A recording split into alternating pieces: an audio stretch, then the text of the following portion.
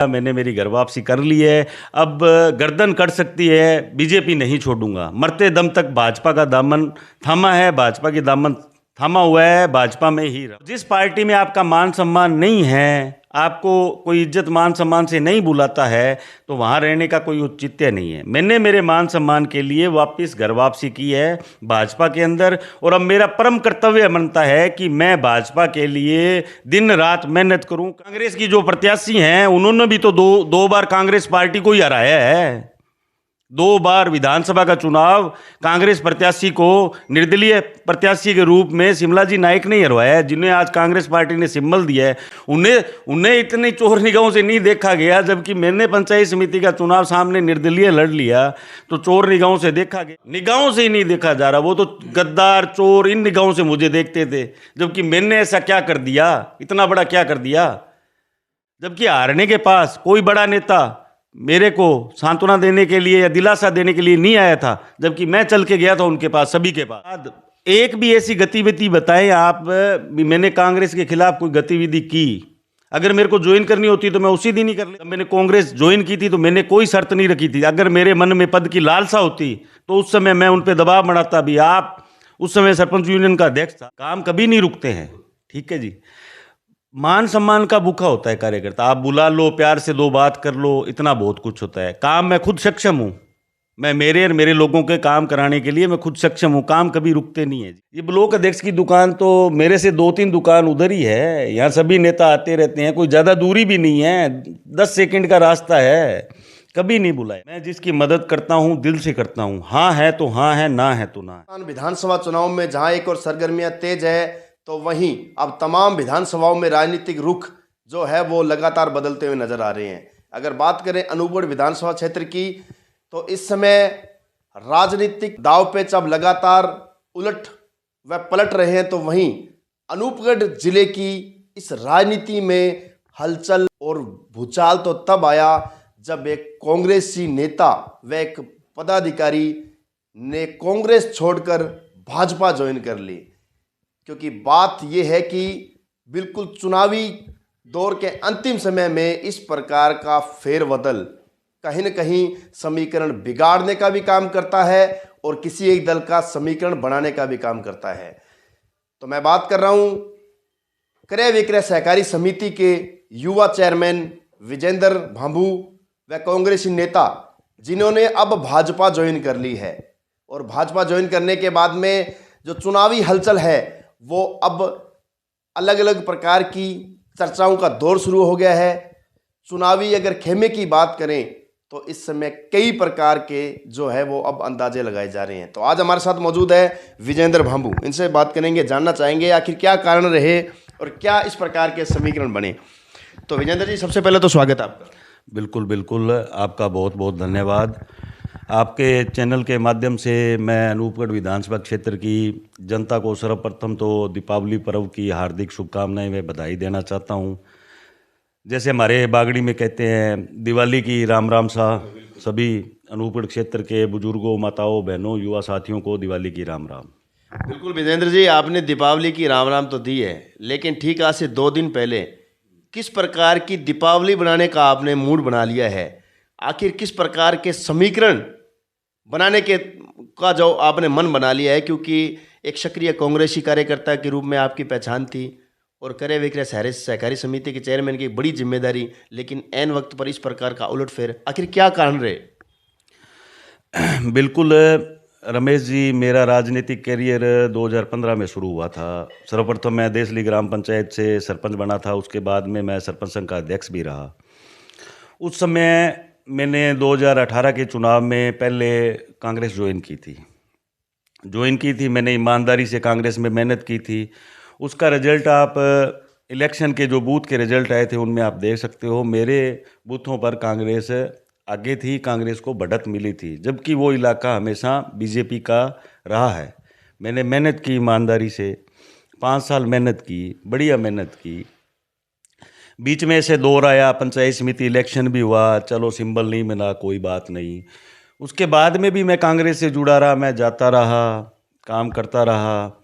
लेकिन धीरे धीरे मुझे कांग्रेसी जो संगठन के पदाधिकारी थे या और नेता थे, उन्होंने स्वीकार करना बंद कर दिया। मेरे से दूरियां रखना, कार्यक्रमों में नहीं बुलाना, मान सम्मान को ऐसे ठेस पहुंचने लग गई थी। मन आहत था। 30 तारीख को कांग्रेस पार्टी को सिंबल मिला था यहाँ से, अनूपगढ़ विधानसभा क्षेत्र से। तो मुझे दरकिनार किया गया। मुझे ना तो किसी ने बुलाया, ना मुझे कहा। हाँ, एक बार शिमला जी का फ़ोन ज़रूर आया था, पर वो मैं उठा नहीं पाया। और मुझे किसी ने फ़ोन नहीं किया, ना मुझे बोला, ना मुझे कहा।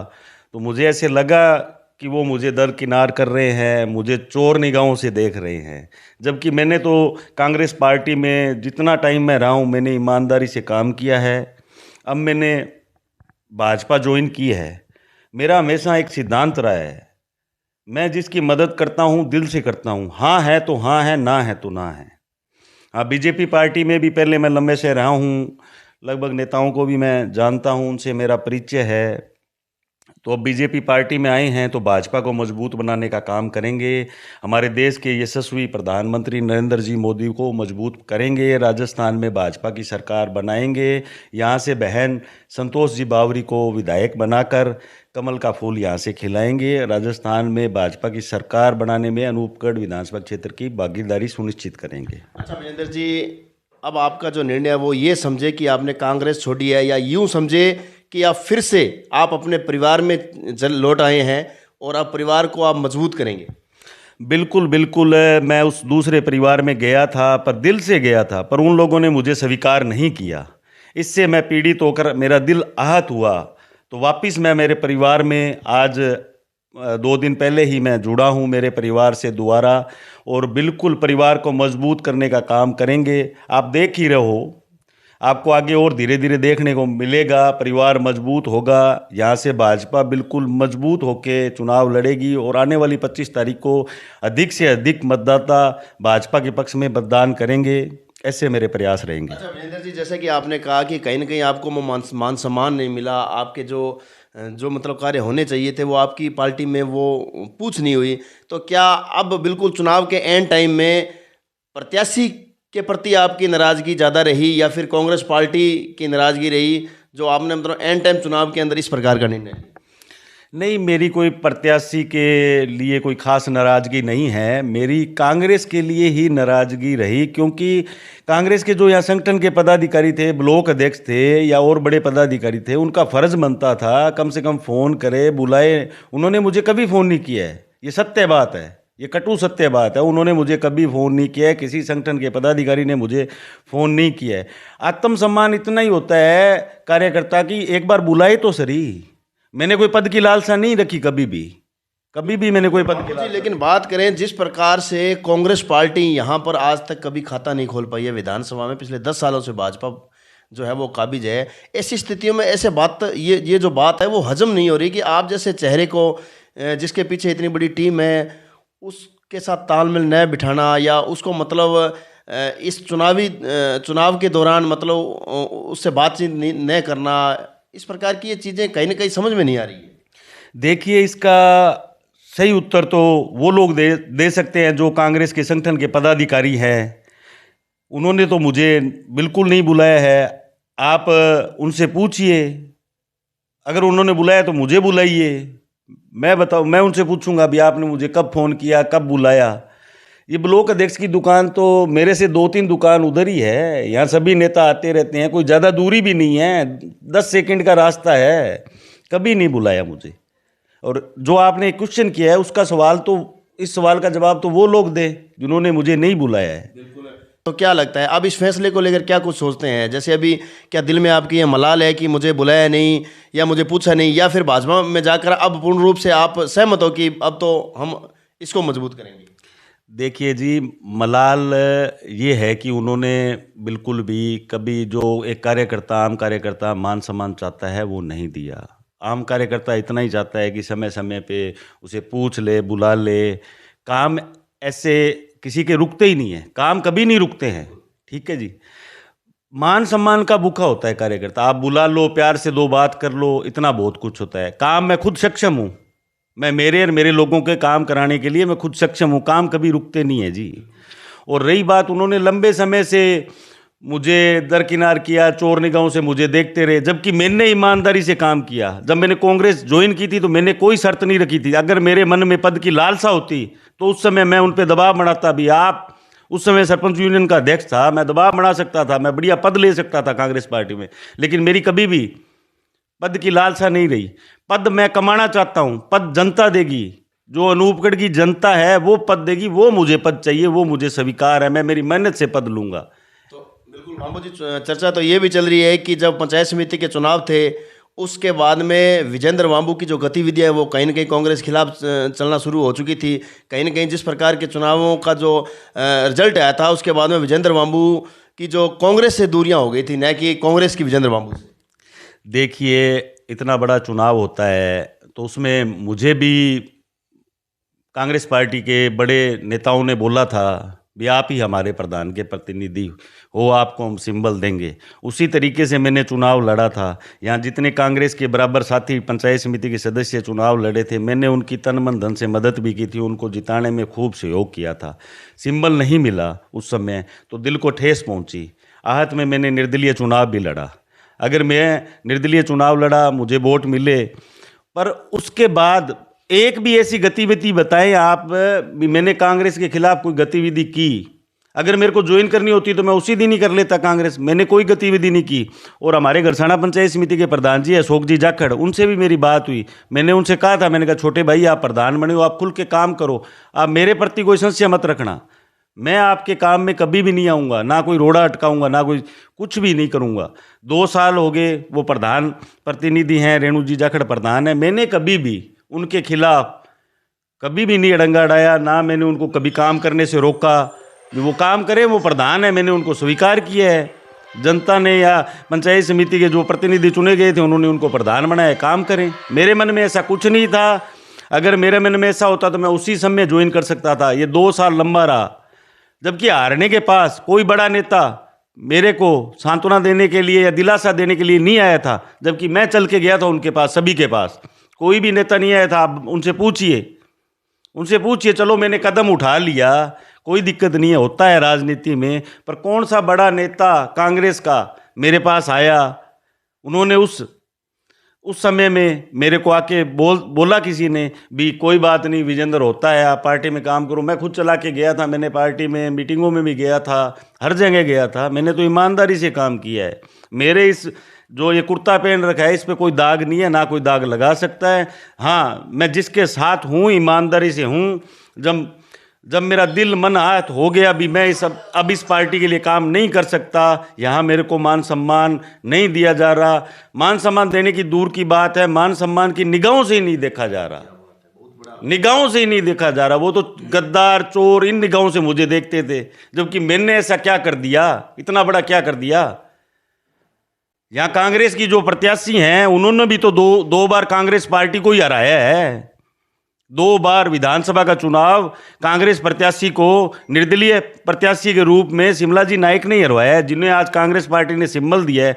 उन्हें इतनी चोर निगाहों से नहीं देखा गया, जबकि मैंने पंचायत समिति का चुनाव सामने निर्दलीय लड़ लिया तो चोर निगाहों से देखा गया। बाद में मुझे स्वीकार नहीं किया गया, जबकि मैं मीटिंगों में लगातार जाता रहा हूँ।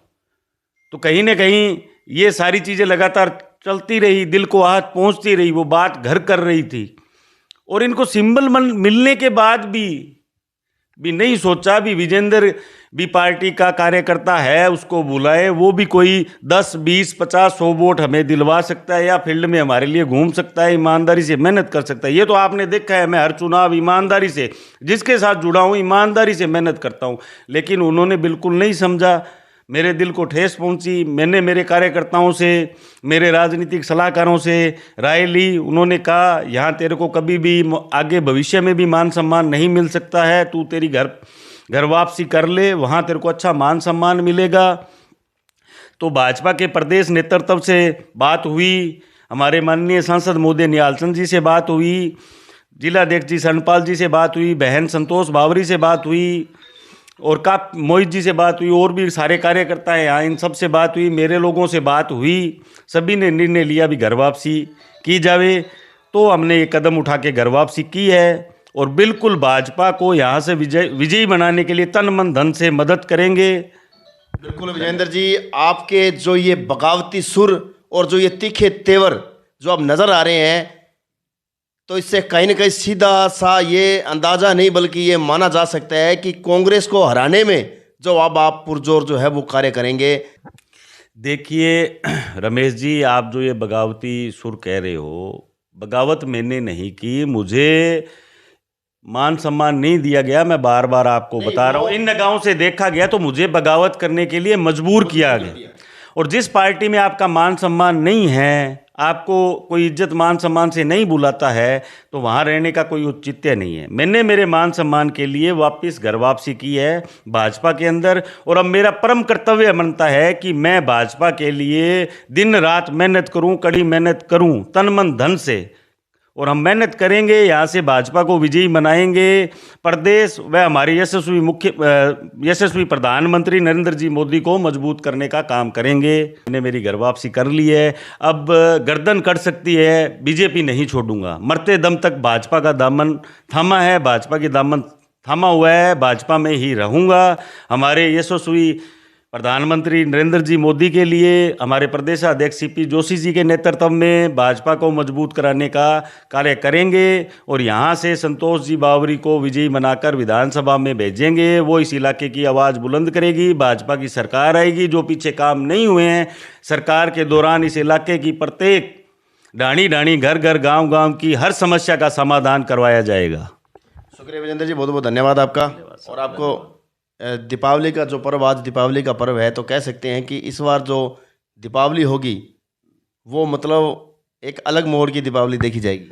इस बार दीपावली, मैं तो मेरे विवेक से मानता हूं कि ये दीपावली आगे विधानसभा चुनाव का इतिहास रचेगी। मैं आपके चैनल के माध्यम से आपके फैन फॉलोइंग और इस अनूपगढ़ विधानसभा क्षेत्र के प्रत्येक मतदाता को पुनः दीपावली की राम राम देते हुए मैं उनसे अपील करना चाहता हूं कि आप देश की, विश्व की सबसे बड़ी पार्टी भारतीय जनता पार्टी के पक्ष में आने वाली 25 तारीख को मतदान करें। बहन संतोष बावरी को मजबूत बनाएं, उनको विधानसभा भेजें। और ये मैं उनको पूर्ण विश्वास दिलाना चाहता हूं कि इस इलाके के प्रत्येक वर्ग के, प्रत्येक समाज के हर समस्या का समाधान, विकास कार्य करवाए जाएंगे। धन्यवाद। जय हिंद, जय भारत। आज हमारे साथ देखा आपने विजेंद्र भांबू, क्रय विक्रय सहकारी समिति के चेयरमैन हैं और कांग्रेस पार्टी के सक्रिय नेता थे, लेकिन आज भाजपा में फिर से घर वापसी कर ली है।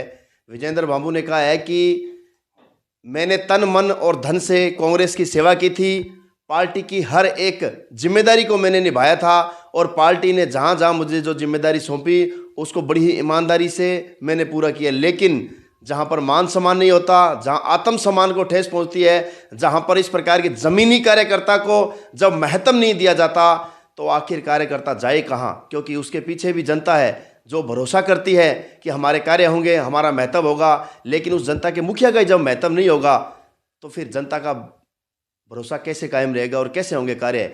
और इसी पीड़ा को अंदर ही अंदर कहीं न कहीं सहन करते करते वो दिन आ गया जब इस चीज़ का सब्र टूटा और कांग्रेस पार्टी को छोड़ भाजपा में फिर से घर वापसी कर ली। अब विजेंद्र भांबू ने कहा है कि अब जो गतिविधियां होगी वो बिल्कुल भाजपा को जिताने की होगी, और यहाँ से तीसरी बार जो है वो विधानसभा में विधायक संतोष बावरी को भेजने का काम किया जाएगा।